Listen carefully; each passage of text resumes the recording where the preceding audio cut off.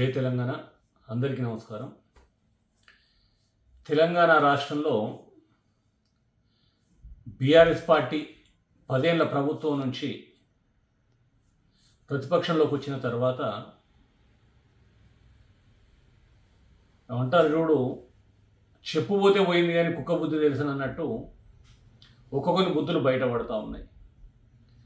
10 ఏళ్ళు అధికారాన్ని అనుభవించి కేసీఆర్ గారి భజన చేసినటువంటి కడియం శ్రీహరి ఇవాళ నీతులు వల్లిస్తూ ఉన్నాడు.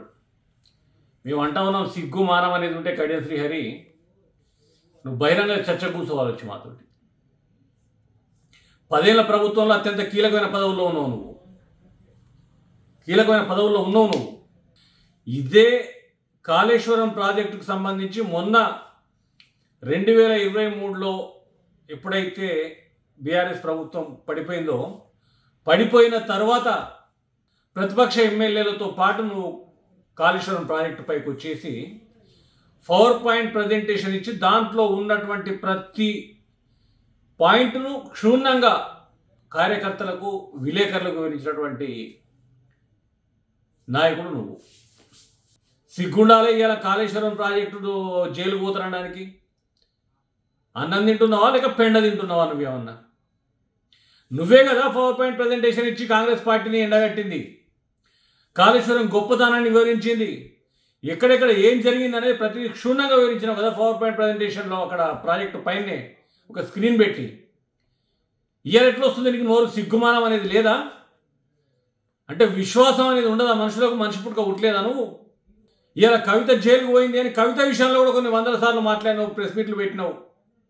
ఎవరెవరు కుట్రలు చేసిండ్రు, ఎందుకు కుట్రలు చేసిండ్రని. ఇలా ఫార్ములా ఏదైతే ఉందో కార్ల వ్యవహారం, దానిపైన కూడా నువ్వు మాట్లాడుతున్నావు.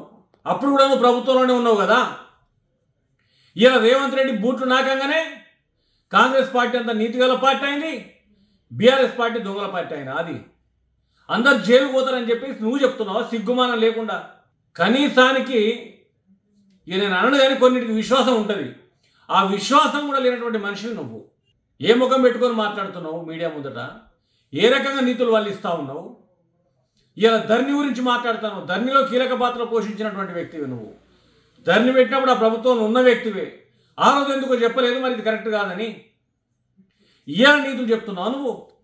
కాంగ్రెస్ పార్టీ వేసిన బొక్కలు కంకుకుంటా, కాంగ్రెస్ పార్టీ నాయకుల బూట్లు నాక్కుంటా, అక్కడ నేను కుక్క కూడా దేకుతలేదాడ. నీ బతుకేందో కనబడతలేదా? దాన్ని కవర్ చేసుకోవడానికి, దానికి బ్యాలెన్స్ చేసుకోవడం కోసం ఇలాంటి ప్రెస్ మీట్లు పెట్టినంత మాత్రాన నువ్వేదో పెద్ద నాయకుడు అవుతాను అనుకుంటే అంతకంటే సిగ్గుచేటనే విషయం మరొకట్లేదు. నోరు అదుపులో పెట్టుకుంటే మంచిగా ఉంటుంది కడియం శ్రీహరి. నువ్వేంది, నీ బుద్ధి ఏంది? తెలంగాణ పేరు అంతా చూసిండ్రు. ఇప్పటికంటా ఉన్నారు సిగ్గు మానం లేనటువంటి నాయకులల్లా కడియం శ్రీహరి కూడా చేరుతారని మేము ఎప్పుడు అనుకోలేదు.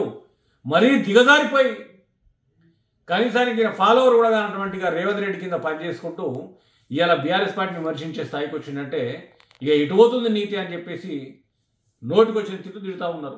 అవన్నీ మర్చిపోయి ఇవాళ నువ్వు నీతులు చెప్పుకుంటూ లేదు బీఆర్ఎస్ పార్టీ అక్రమాలు చేసింది, బీఆర్ఎస్ పార్టీలో ఉన్న నాయకులందరూ అరెస్ట్ అవుతారు, కాంగ్రెస్ పార్టీ చాలా సొక్కపూస అని చెప్తున్నావు. అక్కడే నీ మోరల్ వాల్యూస్ కనబడతా ఉన్నాయి. ఇకనైనా నోరు అదుపులో పెట్టుకుంటే మంచిగా ఉంటుంది కడియం శ్రీహరి అని చెప్తే చేస్తా ఉన్నాను.